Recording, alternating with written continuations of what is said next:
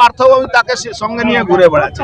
এই ওখানে যে তৃণমূল ছাত্র নেতা সে গেছিল, ও নাকি নপাড়ায় ইলেকশন লড়বে। সেই ছাত্র নেতা কি করেছে, পশ্চিমবাংলা সিআইডি তার নামে এফআইআর করেছে যে ও পাহাড়ে চাকরি দেওয়ার নামে টাকা তুলেছে। তো যে পার্থভূমি তাকে সঙ্গে নিয়ে ঘুরে বেড়াচ্ছে। এই ওখানে যে তৃণমূল ছাত্র নেতা সে গেছিল, ও নাকি নপাড়ায় ইলেকশন লড়বে।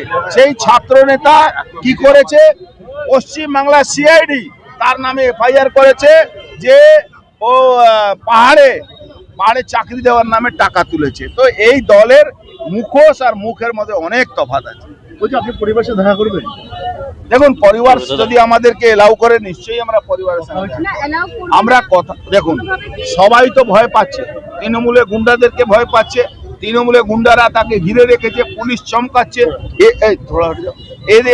এদের পুলিশকে দিয়ে চমকানো ধমকানো এইসব করে করে মানুষকে ভয় সন্ত্রাস, তাদের সঙ্গে আমাদের মানে একদম রেগুলার যোগাযোগ আছে। রবীন্দ্রনাথ ভট্টাচার্যকে ইমিডিয়েট ফাঁসি দেওয়া দরকার, একদম বিচার করে। আর দ্বিতীয় কথা হলো, ওর যত সঙ্গে সাঙ্গপাঙ্গ যারা ছিল তাদেরকেও গ্রেফতার।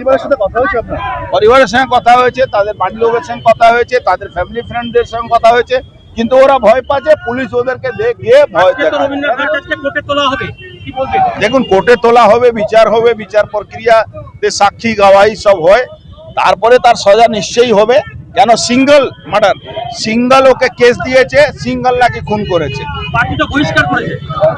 ওসব আইওয়াস। পার্থ চ্যাটার্জির মতন বহিষ্কার, বালু মল্লিকের মতন বহিষ্কার, এরকম বহিষ্কার রোজই আপনি দেখবেন তৃণমূল কংগ্রেস করে। ফুলবাড়িতে সিভিক ভলান্টিয়ারের মৃত্যু হয়েছে, ট্রেনিং চলছিল, সেই সময় হৃদরোগে আক্রান্ত হয়। সিভিক ভলান্টিয়ারদের টাকা বাড়ানো হচ্ছে, বেতন বাড়ানো হচ্ছে, ভাতা বাড়ানো হচ্ছে, এদিকে আসলে যে ট্রেনিং সেই সময় দেখতে পাওয়া যাচ্ছে তাদের কিভাবে রহস্য। দেখুন, সিভিক ভলান্টিয়ার মারা যায় বা যে কোনো লোক মারা যায়, মৃত্যু দুঃখ, আমরা সবসময় দুঃখিত থাকি, কিন্তু সিভিক ভলান্টিয়ার যে ইয়াং জেনারেশন পশ্চিমবাংলা আছে, তাকে মমতা ব্যানার্জি কিছু ভাতা দিয়ে নিজের পার্টির ভোট ব্যাংক তৈরি করছেন।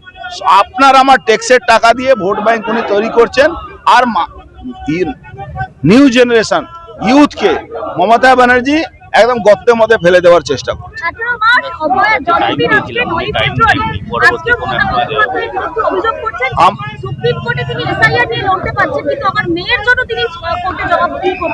মমতা ব্যানার্জি তো চোরদের জন্য যাবে।